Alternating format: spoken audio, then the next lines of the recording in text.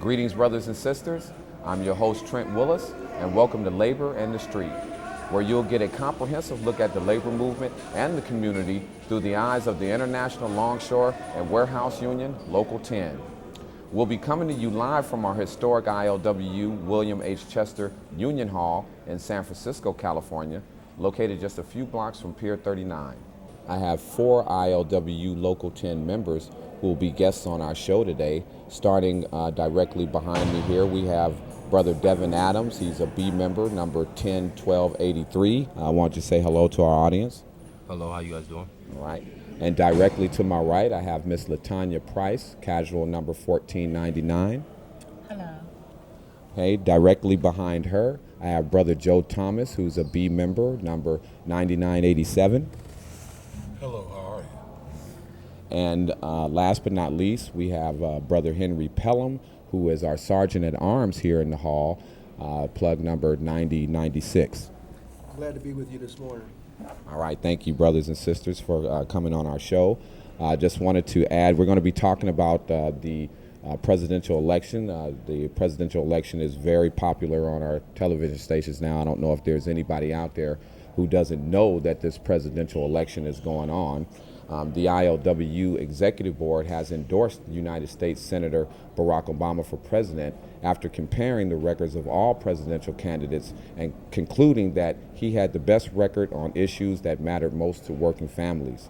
In addition, the ILWU District Councils of Southern California, Northern California, Oregon, and Puget Sound have each issued local endorsements for the November 4th elections. Okay, and with that said, I'll just go down the line here. I'll start with Brother Joe Thomas, if I can. And I just wanted to ask each member to briefly tell what they do here when they get jobs out of Local 10, and just a little bit about themselves, so our audience will have a better idea of what we do around here and who we are. You hear in the background, you hear our dispatcher dispatching a job, and like I said, we're coming to you live. We're giving you the first-hand look at what happens here at Local 10 on a daily basis. So with that said, I'll let you talk to a few of our members now, and I hope you get the information that you need to have. I'll start off with Sister Price. Price, yes. Right. I'm a casual, and I'm at the hall on a daily basis because it's no guarantee that I'll get a job. When I do get a job, I'm a driver, a dock worker, or a lasher. I love my union, I love my work, and I'm in full support of Barack Obama. Okay, Sister, you mentioned that you were a casual on the waterfront. There are a lot of rumors going around in our communities about the money we make here on the waterfront. There are stories out there that we make up to $250,000 and that all of our longshoremen are big money makers and all of us work every day. What do you think about that? Why don't you tell our audience how it truly is here in Local 10 and how over 60% of our members make under $40,000 a year? Yes, there is good, and there is also what I want to say are sacrifices that you have to make. Like myself, I have to sacrifice because no, we do not all make that type of money. However, it is good, but there is misconceptions, and therefore we just have to be here. We have to pay our dues, and we have to be patient, and we just have to wait our turn. All right. And what Sister Price is referring to is she's referring to our casual list. When members are first introduced to the union, they start off as casual workers and are promoted up to the A list, which is the list that I'm on. Normally, it's a bit of a struggle getting there because you have to work your way up. And I just wanted to mention that to dispel a lot of the rumors that are going around about our union and our members. Next up, I'm going to let Brother Pelham here give a little synopsis about himself. Thank you, Darren. And first, I'd like to say that I'm real grateful that I do have the opportunity to speak freely on my opinion of this brother that I support, Brother Obama. Just a little history of where I come from. I'm third generation longshoreman. As you noted a minute ago, the voice that you have in the background is our chief dispatcher, George Galarza. So we are at an actual work location. This is our union hiring hall.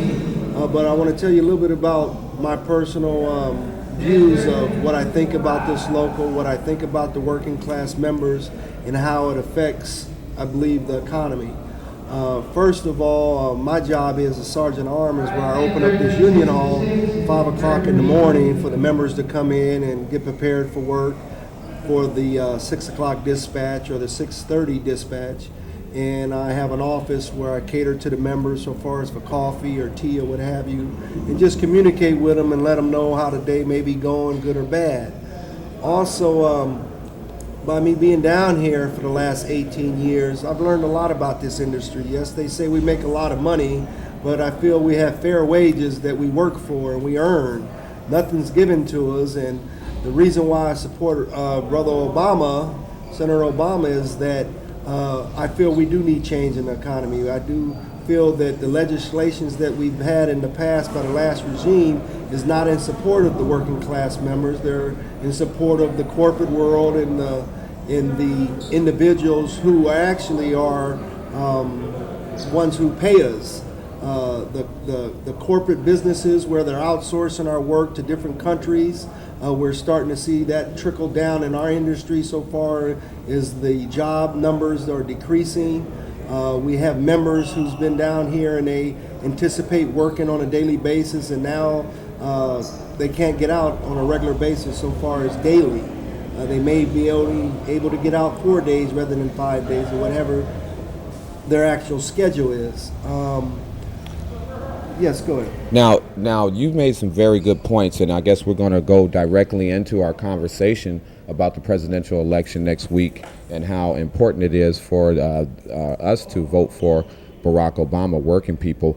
Now, have you been looking at, I'm pretty sure that you members have been looking at the local news, and you've seen the interviews, John McCain's interviews and speeches, as well as Sarah Palin, Barack Obama, and Senator Joe Biden. Why don't you tell me a little bit, and I'll go to Brother Devin Adams here for a minute. Why don't you tell me what you think about the differences that you see in the comments being made by the two candidates? Well, mostly the difference I probably see is one is worried more about as far as McCain, as far as foreign policies, and when you should be really worried about it at home, what's really going here. And that's what I noticed with Obama. He's looking out for the working class. I haven't really seen McCain really talk. I mean, he talked about the working class besides Joe the plumber. Other than that, the major difference would be like policies, as far as foreign and domestic. That's really the major differences I've seen. Right. Now, speaking of Joe the plumber, we have Brother Joe Thomas here, and I don't want to compare him to Joe the plumber. But speaking of Joe the plumber, I noticed that McCain is really pushing Joe the plumber to be a part of his campaign and a part of his strategy. Why don't you tell me what you think about Joe the plumber? My personal opinion on the situation with Joe the plumber is I see Joe the plumber as an avenue, a street for the McCain party to use to connect with the middle class. I believe normally the Republican Party has always been for the upper class, the corporate world, as Brother Pelham was speaking. And I think with Obama being so popular and reaching out and having insight to connect and help the middle class, I believe that McCain had to find an avenue to show that he's trying to go that direction. When I really believe that in the political game, sometimes you have to front and present that you're going one direction where maybe deep down that's really not your intention. So that's how I feel about McCain and his consistent highlighting of Joe the plumber, the middle class worker, and how he's making out that he will help this class of people. So I really feel that Obama is very truthful, he's very well spoken, he's articulate, and I really feel that he means what he says. and especially with the background where he's come from, he can connect to a lot of the middle class. Okay, brothers and sisters, you've heard the news directly from the horse's mouth. And that concludes our show for this week. We hope that you were informed as well as entertained.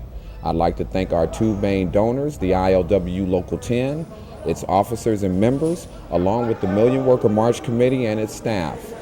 I'd like to thank our guests and all of you for tuning in. And remember, an injury to one is truly an injury to all. Barack Obama! To learn more about the ILWU's history, log on to www.ilwu.org. And I'll see you all next week.